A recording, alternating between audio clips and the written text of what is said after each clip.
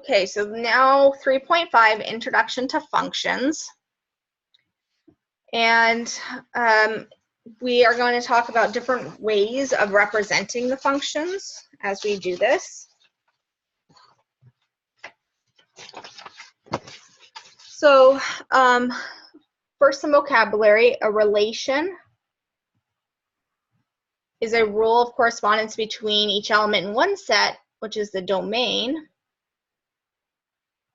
and another set, which is the range. So it's just a relationship. It's just like X and Y are related because when you put in this X, you get this Y. So that's a relationship. So it's any equation is a relation. Now, there's some more vocabulary that just came up, domain and range. Domain are the X coordinates, which are the inputs. Or sometimes we just call them the X's because it's the X coordinate.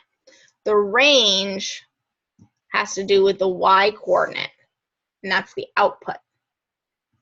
And since it has to do with the Y coordinate, we sometimes call it the Y's for the function or for the relation. So a function, which is what we're going to deal with a lot in this course and future courses, a function is a special relationship.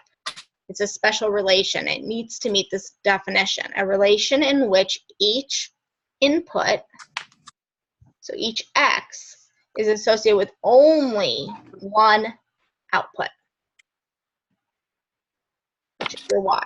So an X can only go to one Y. So if you had a 2 as an X coordinate and a 3 for the Y, you couldn't have a 2 and a 5. So it can only go to one thing, not two things. Ordered pairs, in that case, a set of ordered pairs in which two different pairs have the same X. That would be an issue. As I just described, if we had 2, 3, and then we had 2, 5, this X has two different Y's. It cannot have that. And then in a mapping diagram, this would be a function because an X is going to just one Y. This would even be a function because this is only going to one thing, this is only going to one thing. It's okay that it's going to the same thing, but this can only go to one thing. So what would make it not a function is if I had like an X of 2 going to 3 and to 1.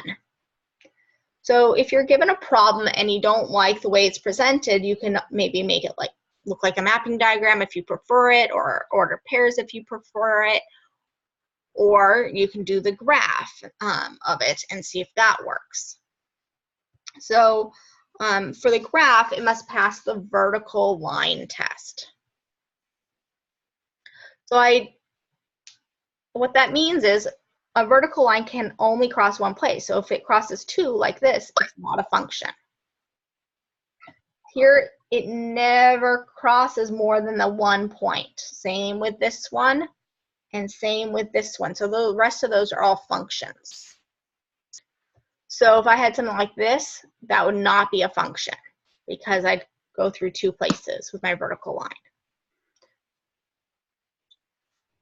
So I took these points, put it in the mapping diagram and the graph, just so we can see the different ways of looking at it. So this X went to 2 Y's, it went to a 5 and an 8.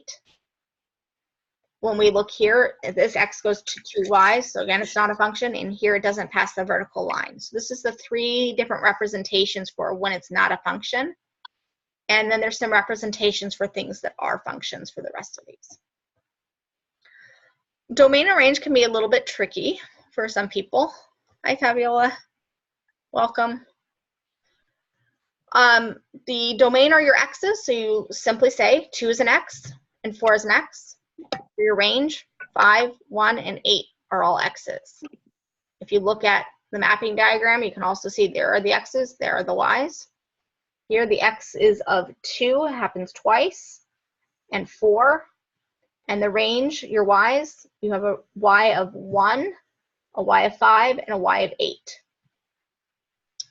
And again, you can steal them from the ordered pairs, 5, 1, and 8.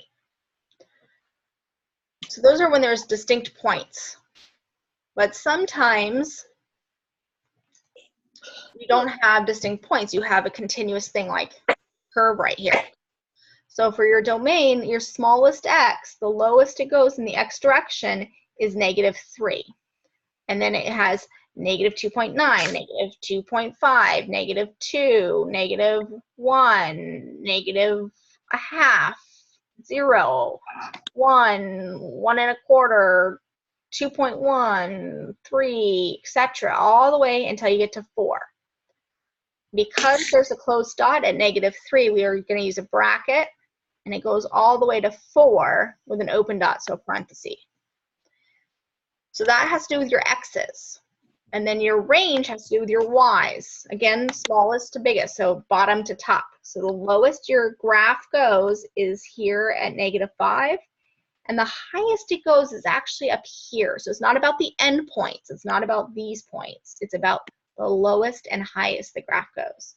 So it goes as low as -5 with a closed dot, so a bracket. And the highest it goes is 3, and it's a closed dot. All these points on here are closed dots until you get to that open dot. So it's included, so it's going to have a bracket.